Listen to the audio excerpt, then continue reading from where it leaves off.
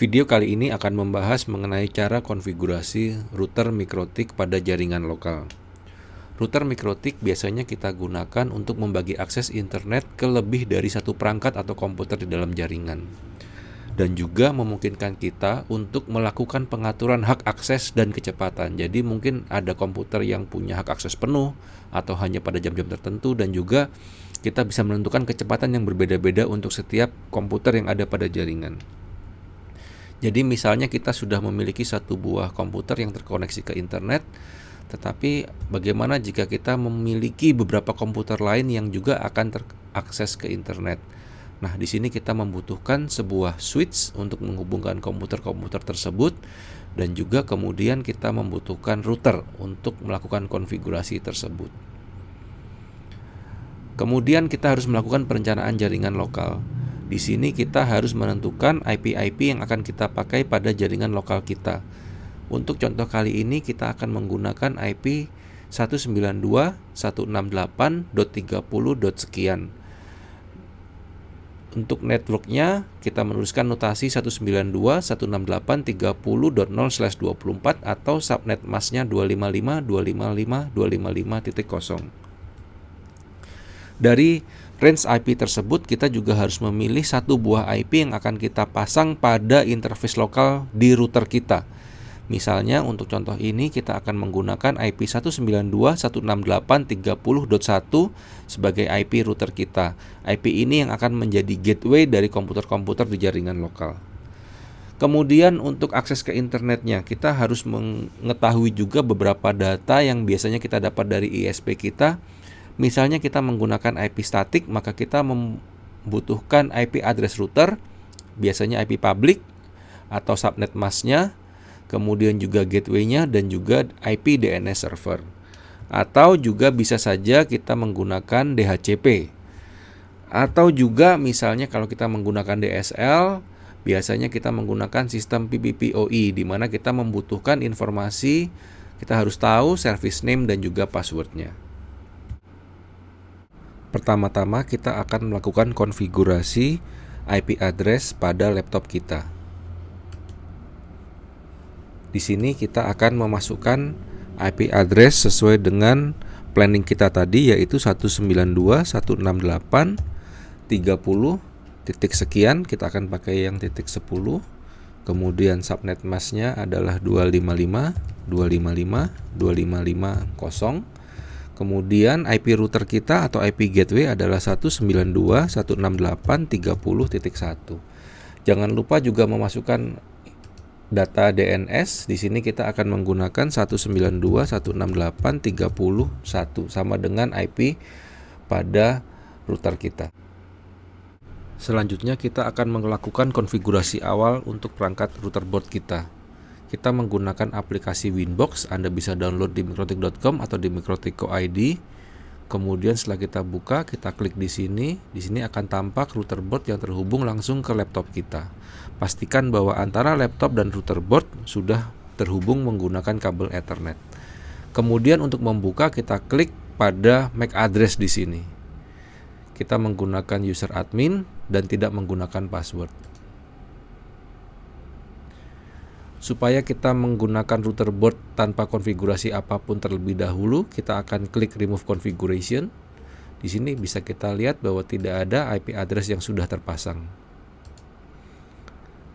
Langkah selanjutnya adalah kita memberi nama pada router board kita supaya kita tidak bingung jika kita menggunakan lebih dari satu router board. Misalnya kita memberi nama router board kita ABC di sini.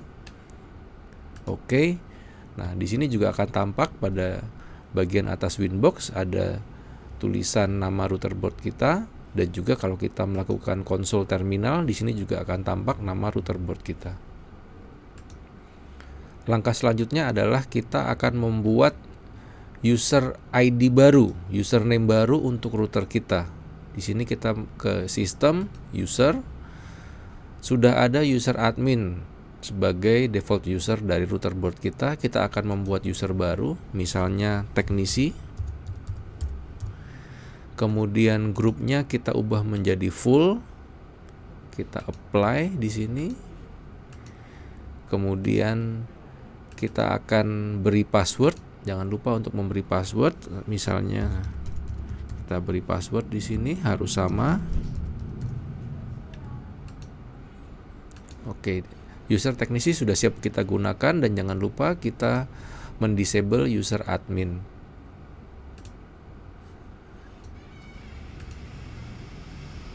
Kalau kita coba login kembali, kita sudah bisa menggunakan user teknisi dengan password yang sudah kita masukkan tadi.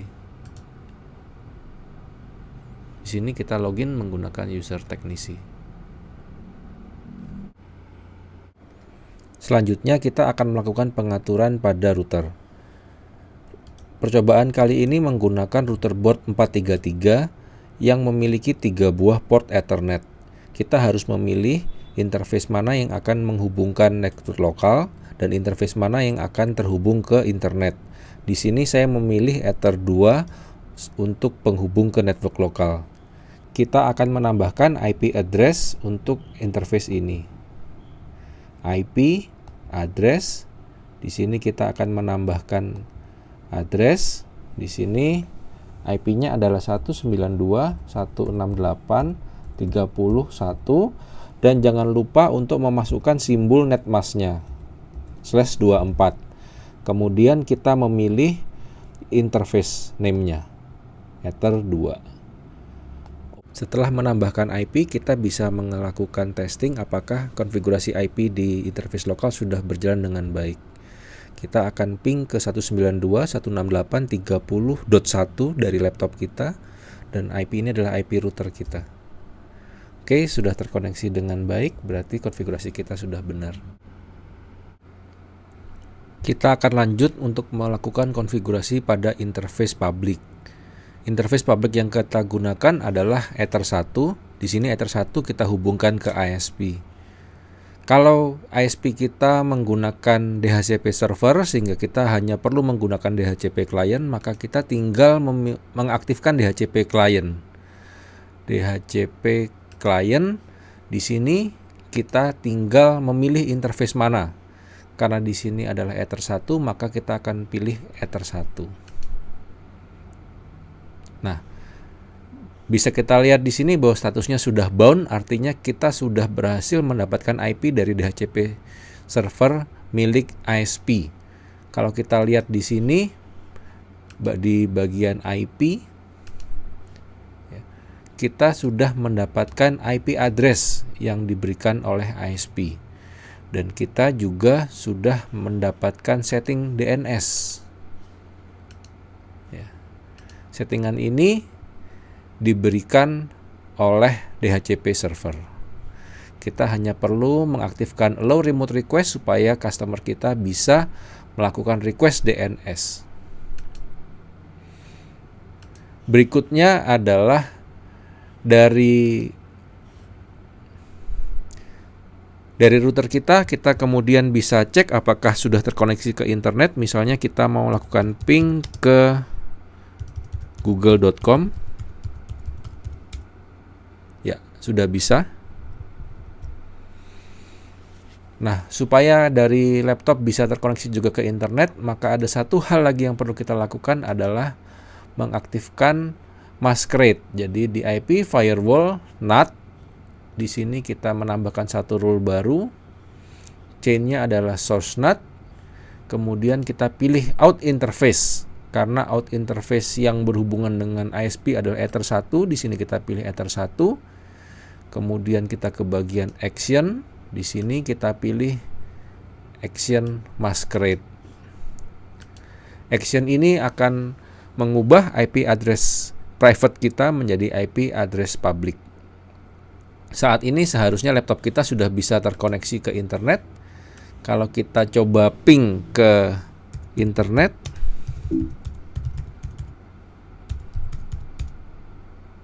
ya, laptop kita sudah terkoneksi ke internet. Konfigurasi tadi diasumsikan kita menggunakan DHCP client. Nah, baik, kita akan hapus konfigurasi DHCP client-nya. DHCP client kita hapus. Di sini kita harus menambahkan secara manual IP address. Ini ditanyakan ke ISP berapa IP address yang bisa kita pakai. Di tes ini kita akan menggunakan 202.165.127.2/28. Interface-nya Ether 1. Oke. Kemudian kita juga perlu menambahkan default root ada di IP. Kemudian root di sini kita tambahkan destination address 000/0 dan gateway-nya adalah 202.165.127.1. Informasi ini harus diminta dari ISP, tempat kita berlangganan. Oke. Kemudian ada satu setting lagi yaitu IP DNS setting. Nah, di sini juga harus kita masukkan IP address yang kita dapatkan dari ISP kita, IP DNS servernya. Oke. Saat ini pun laptop kita harusnya juga sudah terkoneksi ke internet. Baiklah. Di sini kita tahu bahwa IP address laptop kita, kalau mau kita lihat di IP ARP kelihatan ada 192.168.30.10. Bagaimana kalau kita mau melimit laptop ini, speednya berapa? Cara termudah adalah menggunakan simple queue. Ada di queue, kemudian simple queue, kita tinggal klik plus. Nama bisa kita buat apapun. Kemudian target address, ini adalah IP address laptop kita.